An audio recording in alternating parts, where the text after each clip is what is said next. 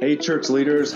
My name is Preston. Welcome back to the Hey Church podcast. We're in our second week. Couldn't be more excited about it. And I want to say quickly thank you to those who have been engaging, getting into it, giving us the reviews on Spotify and Apple Podcasts. It's super helpful. And if you have not done it yet, please subscribe, like it, share it, do all of those things. And also let us know what you want to hear about. What are some topics that you're interested in? So today I've got some fun announcements at the very end of the podcast. So definitely stick around for that. And our topic of today is where to start creating content as a pastor. And as I was thinking about this, I actually wanted to recommend and suggest a book that I've been reading. I'm about to finish it up, but it's called Deep Work by Newport. And it's, I got it right here. It says Rules for Focused Success in a Distracted World.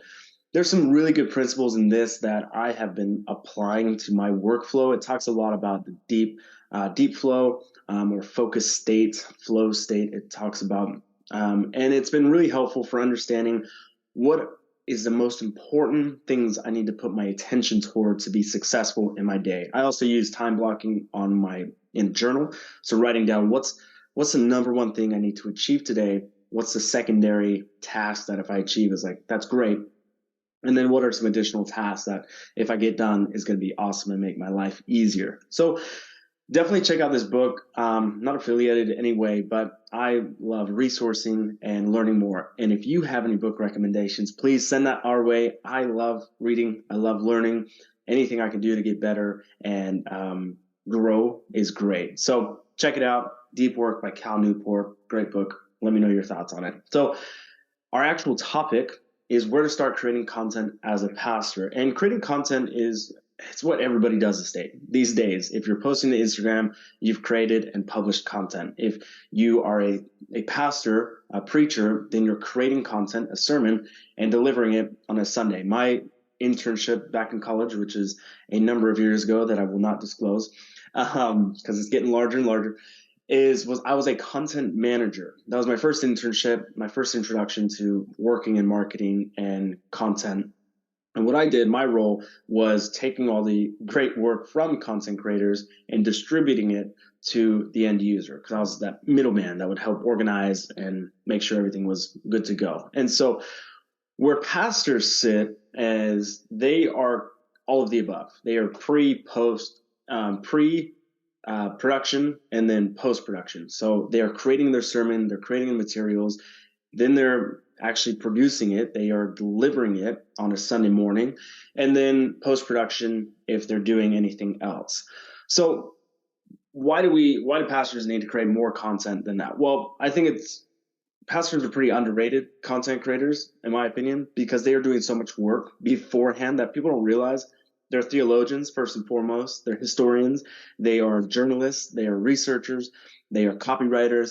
And then they're public speakers. And I dare say it, motivational speakers. Pastors, please don't get mad at me for using that. But you do motivate people, but not in the fluffy way that the negative connotation might have with that. But you're doing a lot already. And what I want to help achieve is not allowing that hard work to be a short cycle. So we talk about the life cycle of content. So if you post to Instagram stories, that's a 24-hour life cycle. That's only going to be in the world for 24 hours. That's how long somebody can experience it. If you post to your feed, so it's actually on your profile, then that life cycle is technically as long as you want it to be, but it's only going to be able to get viewed for a few days. So let's say the life cycle for an Instagram post is 3 to 5 days, depending on engagement, like things like that. With your sermon, you are creating all this, you're doing hours of research, you're doing hours of prep work, and then the life cycle is in 45 minutes on a Sunday. And then it's just done. Unless people are taking notes, they're not able to revisit that sermon. Now, these days, pretty much every church of any size, due to the past couple of years, has been live streaming. So that was a big benefit of the past couple of years, is pushing everybody into the technology era for churches. And so if you're live streaming, then the life cycle of a sermon is a couple more days. Let's say it's 5 to 7 days, because then you're producing a new piece of content, and that's going to trump the old piece of content.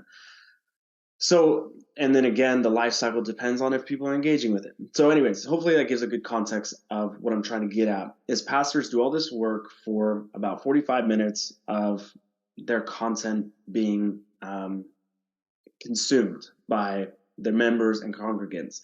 So why is this even important? Why should we even worry about creating more content than that Sunday morning? Well, when you create content and allow it to be consumed, engaged with at a longer frequency, so giving it a longer life cycle than that 45 minutes, is it gives your members the opportunity to create community. So now they have something to jump back into midweek. So if they want to re-listen to the sermon, or if you're creating blog posts or any other type of content, they're able to jump back in there and have that sense of connectedness throughout the week. The next thing is engagement. So again, keeping the church engaged throughout the week is so important. Otherwise, you're connecting with them with an hour and a half, 2 hours on a Sunday morning, and then they're gone for the rest of the week, unless you're engaging in a consistent manner throughout the week. And then lastly, super important, is discipleship. So are you creating content that's going to continually disciple and build the church? Building the individual builds the church. So we need to build those disciples, and we do that by creating content. So the apostles used to write letters to their churches. That's a form of content, and that life cycle has been a couple thousand years. So that's fantastic. So let's try and get to that level of content creation. So here's a few things that a pastor can do to start creating content. So we'll start with the roadblocks. So roadblocks of pastors is obviously time poor. So if you're bivocational, if you're a pastor who has a second job, you're not paid full-time staff, one, you're incredible for doing that. Thank you for serving the ministry and also having a job. That's awesome. But that makes you time poor because you're doing all this church work and then you're going to your job after that or before. And so you don't have enough time to do it. The other one is creating content, like getting more content. You might think, I'm already prepping for Sunday. How am I going to write another blog on top of that? Or how am I going to post to Instagram? All of that. So that's another roadblock. And then the third roadblock, and this is one that I hear most from pastors and leaders and really in the business world as well, is what do I even do with the content once I've created it? So those are the three main roadblocks that I see. There's content, so what do I even create? There's time, so when do I even have time to do this? And three, what do I do with the content once I've created it? So let's hit this in order. Content. As I've already mentioned, pastors are incredible producers. You are already preparing a sermon and then producing it on a Sunday morning. So you already have the content. And here's what I want to talk about is on a Sunday morning, at our church at least, I'll use our anecdotal, is we have about 30 to 45 minutes of actual preaching time that our pastor gets. Now, if you're a pastor, you definitely know that you can preach longer than 45 minutes. We all know you can, and we love that about you. But your people cannot listen that long and actually engage with that type of content. So I want you to start thinking when you prepare a sermon midweek is saying, okay, I can fill up this much time, whatever the allocated time. This is a great discipline for public speakers, is I can fill up this amount of time, and then everything on top of that, I'm going to deliver midweek. So let's say you have 35 minutes to preach. So TED Talks are only 17 to 20 minutes for a reason, because people can only listen that long. But I know Sunday morning we go a little bit longer and it's a different venue. So don't hate on me for this. But so let's say you got 35 minutes to preach. Create all the content that's going to fill that 30 to 35 minutes where you've got succinct points, you're able to say it clearly, and have a few kind of hangers. And then anything above that 35 minutes is going to be your bonus content. So still create it. But then what you're going to do is you're going to turn those pieces into articles. You're going to turn them into a social media post. You can even turn them into a podcast like this, a short form, couple of minutes, and you're going to publish those throughout the week. So you're creating the content already. Don't double up the work. Don't set a day for your sermon and then set a day to recreate a new sermon. What you want to do is create a sermon and then create supporting content for that Sunday morning. This is also really helpful.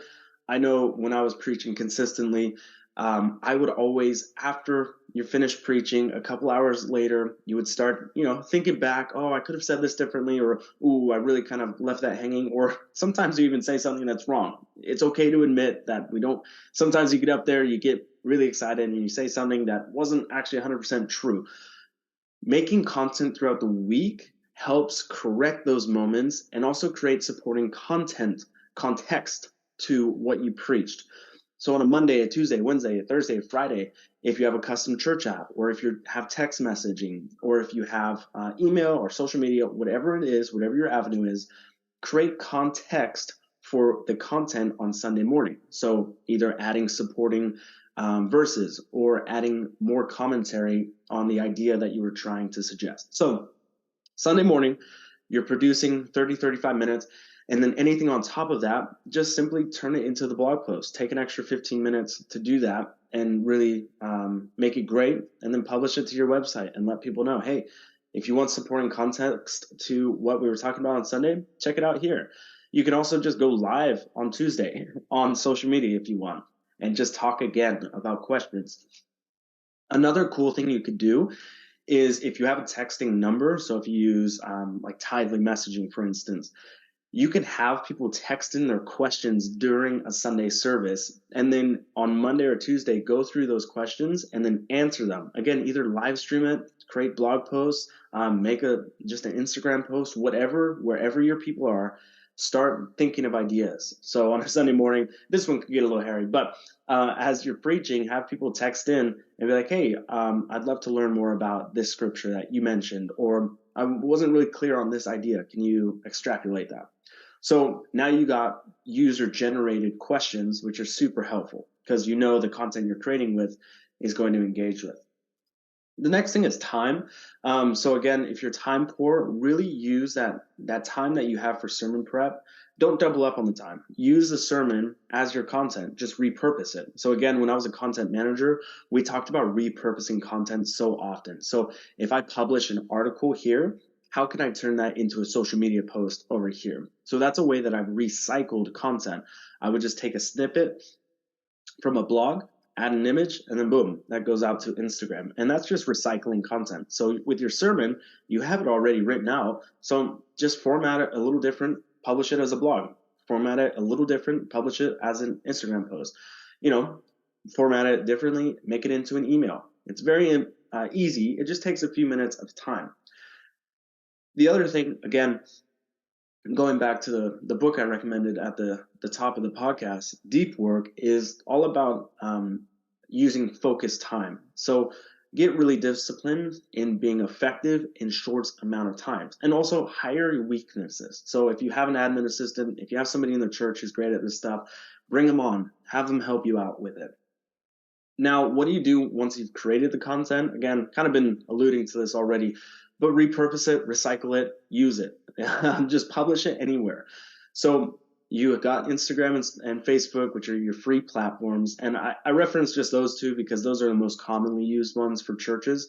So just bear with me on that. You can use whatever platform your church uses. So if you have a very young demographic, they might be on TikTok. They might be on other platforms. You might have to learn that and get on there. But once you've created content, have it purpose built. So if it's a blog, it's obviously going to go on your website. If it's kind of a little bit shorter than a blog, you can probably post it on Instagram. I do see a lot of accounts that post long form captions, and those are really cool as well.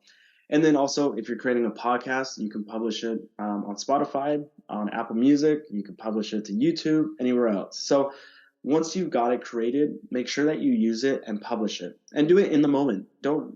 When you're getting started, you don't need things to be super pretty. Your church just wants to hear from you. And the more you do it, the better you'll get at it. The more you can create, the faster you'll do it, the better.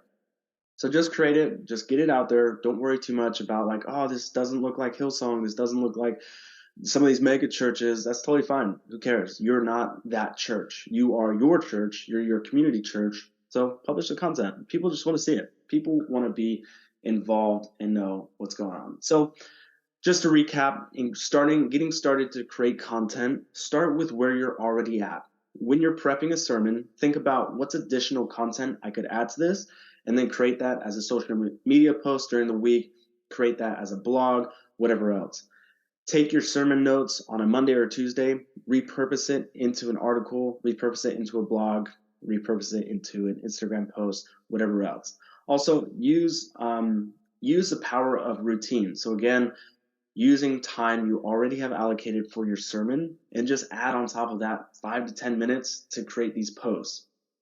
Lastly, use volunteers, or second to lastly, use volunteers in your church. If you got some young people, or they don't even have to be young, but if they know how to write content or edit or publish, use them. Ask them, hey, can you just take an hour or 2 hours a week and help me get this content out? I'll put it in this Google Drive folder, and then all I need you is to manage it. And that's called a content manager. Ask for a content manager to come in and help manage that.